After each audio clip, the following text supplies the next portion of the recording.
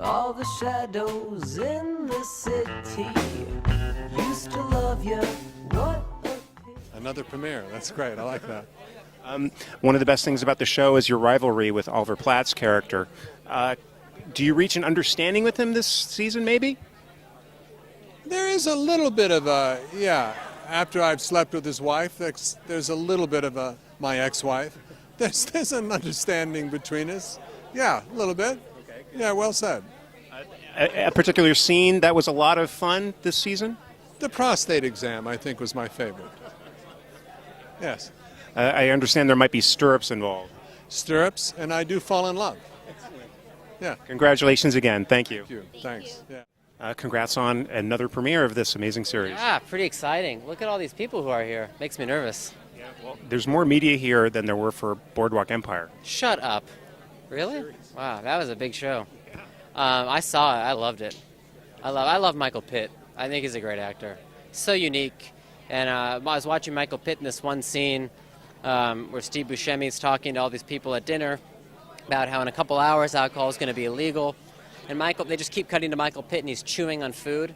But he's just so great. Like, he's not saying anything, but he's just so fucking, like, just chewing that meat and just, like, looking around smiling. He's just super great, and I was really, I just think he's great. That one scene, I just thought he was fantastic, and, of course, all of his movies. But I was really, I think he's awesome. I know there's a bunch of guest stars this season. Any of these stars were people that you thought, oh my God, I'm working with so-and-so? Yeah, I mean, everyone. But for me, F. Murray Abraham was a big deal. In fact, Amadeus was a big movie for me as a kid. My mom took me to see it several times in theaters. And there's even home video footage. My dad was walking around with a video camera, giving like a video tour of our house that we lived in. He's like, this is the kitchen. And then he walked up to where this TV was. And I'm sitting there in a chair, bundled up in a shirt, watching Amadeus, and I must be like, I'm super micro, and I loved it. And so for me to work with him, I just couldn't get over the fact that I was working with such a hero of mine and such a fantastic actor and teacher. Now, other than the theme song, is there going to be more music from Coconut Records in this season? In the season, no. I was just trying to do all the lines. It's a lot of work, so I didn't have enough time. Do you have another record coming out sometime soon? I'm trying to make one. It takes a long time. It's not easy to make I don't have a band around me. I'm sure if I had a band, it'd be a lot easier because then you could bounce ideas off each other and make mistakes. You need a bass player. I'm your man. All right, cool. Very good. Thank you. Great. Thanks so much. Congratulations. Bye. Thank you very much. How do you feel with this build-up to your premiere? I feel calm, a little numb. But overall, I feel good. I think people will get a kick out of the 2 episodes they'll see tonight. I hope people will be amused when the show comes on the air, on Sunday. So basically, I feel good. I have a little bit of back pain, but that's mental. What are some things that you learned this season compared to, after you got a full season under your belt? I think I learned how to write more efficient scenes, kind of shorter, like getting into a scene later so that, we don't have as much time of people like knocking on a door or ringing a doorbell, some little tricks like that. But also I learned production-wise how I could push things and go for more exciting set pieces. So I learned a lot. How did it work with casting to get people like F. Murray Abraham and like that into your show? Well, I wrote this role of a heroin-addicted professor who would be in his mid-60s and also speak in somewhat of a hard-boiled manner. And I must have said, do you think we could send this to F. Murray Abraham? And someone said, okay, we'll send it to him. And sure enough, they went for it. F. Murray Abraham went for it. And the same thing with Olympia Dukakis. I thought she'd be great in that role, and we sent it to her, and she wanted to do it. And you also did the same for Mr. Norton. Am I correct? Well, in his case, for Jim Norton, I wrote the role specifically for him, and I named the character Jim. I really wanted him right from the start. Now, he had to come in on audition, but I knew I wanted him from the beginning. These other people, I would write the role, think that F. Murray Abraham would be great, hope that we would get him, and then we got him. Your cameo is unbelievable. Yes, I'm the first creator of a TV show in history to do full frontal, meager, very tiny nudity. No one else has done it. I've been sort of saying that Matthew Weiner, the creator of Mad Men, has not done it, and yet his name is Weiner. So, I mean, but... Time for him to step up to the plate. Yes, and Alan Ball, also a name you think he might have tried full frontal nudity, but he hasn't. So... Failures in name, literally. But they make great TV shows, so... Exactly. Well, and I heard that there was a take that didn't make it. Yes, well, it'll be on the DVD. That's where the Ray character grabs my appendage as a means of stopping me. He didn't actually grab it, the camera was cheated, but that got cut, but it'll be on the DVD. Was that a result of like a personal phobia or fear that somehow like that might happen in a situation? That was Zach's idea, and it was very funny, but anyway, we had to cut it, but it'll be on the DVD. First, may I compliment you on how beautiful you're looking this evening? Oh, well, you may compliment me on that, and I accept the compliment. Thank you very much.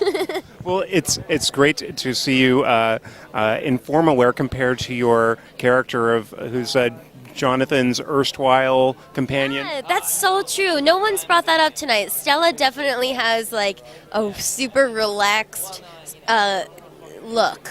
Yeah, so it's nice to sort of show up and be wearing something fancy.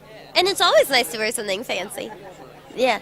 Have you seen Stellas out there, walking the streets of Brooklyn, Park Slope? Oh, yeah. I mean, Stella herself is basically a ghost of, like, my post-Columbia years, for sure. Yeah, I definitely, and also she's sort of a ghost of, like, the present, which is me now.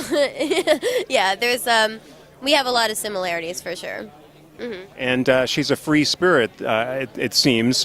She's maybe would like to have more than just things going on with Jonathan, perhaps, this season?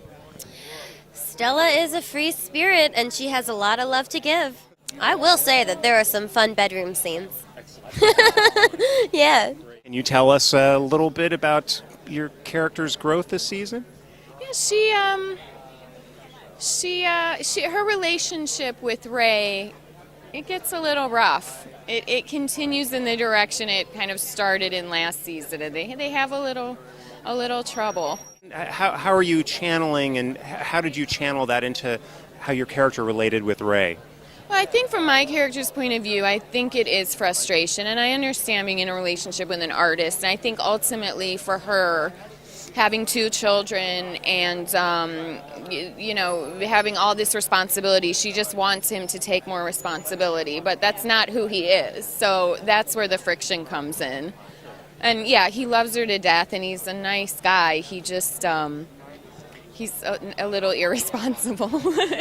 You kind of play like a straight man, in a lot of these scenes. How difficult is that with these guys?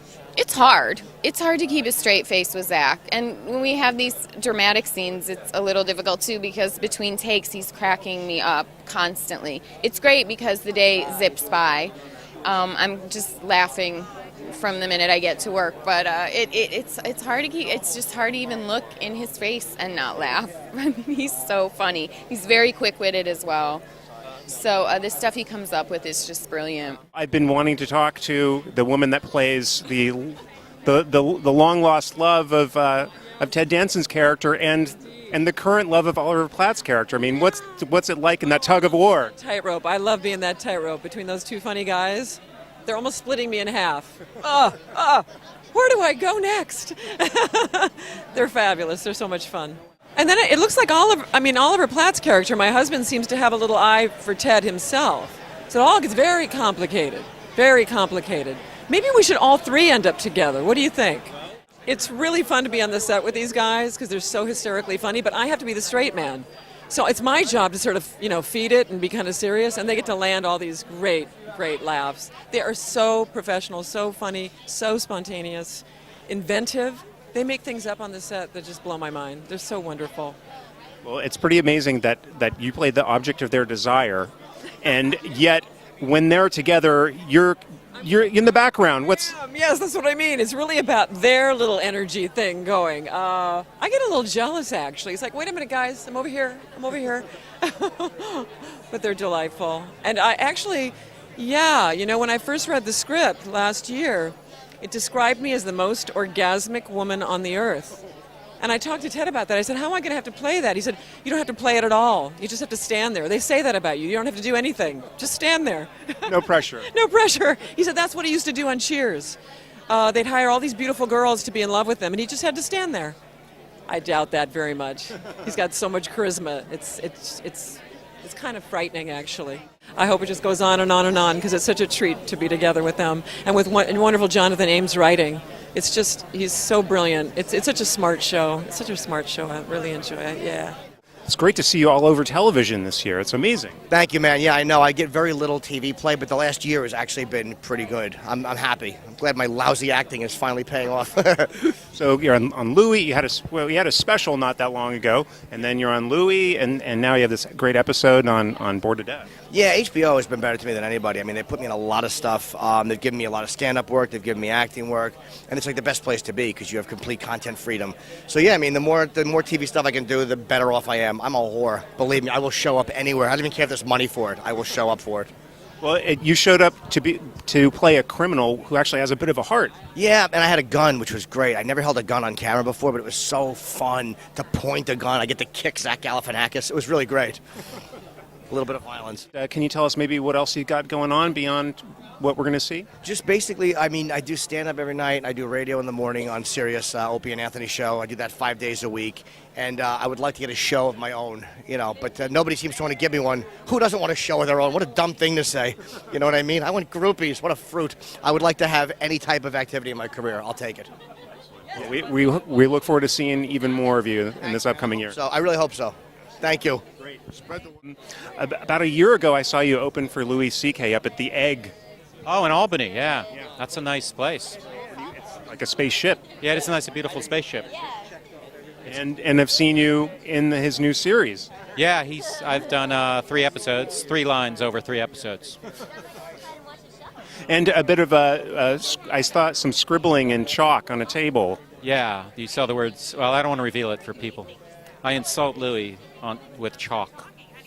The most powerful way to insult someone. Does that happen? Has that happened on the road with him too? A little bit of jibing.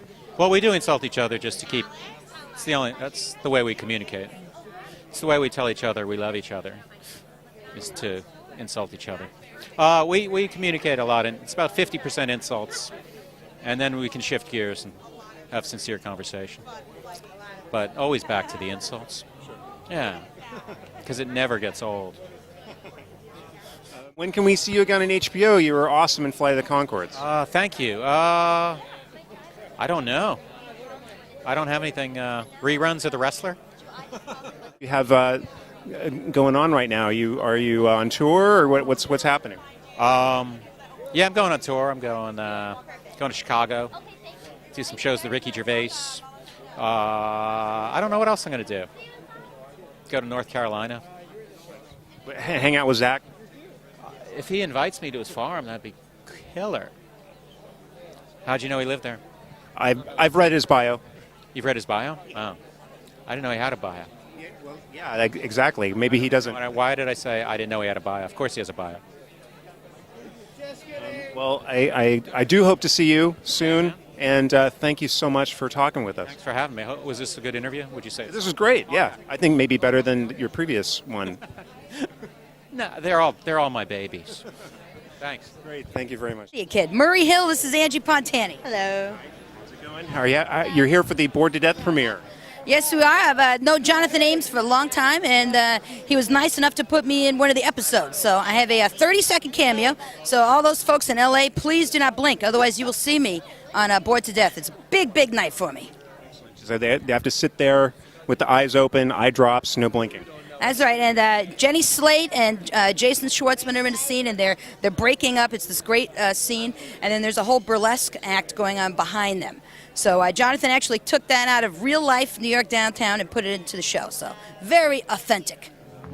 Showbiz. Bored to death, plus expense. sentences. The only trouble is my sentence. You said you'd never love another. All the shadows in the city used to love you. What a pity. Another premiere. That's great. I like that. One of the best things about the show is your rivalry with Oliver Platt's character. Do you reach an understanding with him this season, maybe? There is a little bit of a, yeah, after I've slept with his wife, there's a little bit of a, my ex. And Michael, they just keep cutting to Michael Pitt, and he's chewing on food, but he's just so great. Like he's not saying anything, but he's just so fucking like just chewing that meat and just like looking around, smiling. He's just super great, and I was really, I just think he's great. That one scene, I just thought he was fantastic, and of course all of his movies. But I was really, I think he's awesome. I know there's a bunch of guest stars this season. Any of these stars were people that you thought, oh my God, I'm working with so and so? Yeah, I mean everyone, but for me, F. Murray Abraham was a big deal. In fact, Amadeus was a big movie for me as a kid. My mom took me to see it several times in theaters, and there's even home video footage. My dad was walking around with a video camera, giving like a video tour of our. Yeah, pretty exciting. Look at all these people who are here. Makes me nervous. Yeah, well, there's more media here than there were for Boardwalk Empire. Shut up. Really? Wow, that was a big show. I saw it. I loved it. I love Michael Pitt. I think he's a great actor. So unique. And I was watching Michael Pitt in this one scene where Steve Buscemi's talking to all these people at dinner about how in a couple hours alcohol is going to be illegal. Ex-wife. There's an understanding between us. Yeah, a little bit. Okay. Yeah, well said. A particular scene that was a lot of fun this season? The prostate exam, I think, was my favorite. Yes. I understand there might be stirrups involved. Stirrups, and I do fall in love. Yeah. Congratulations again. Thank you. Thank you. Thanks. Yeah. Congrats on another premiere of this amazing series.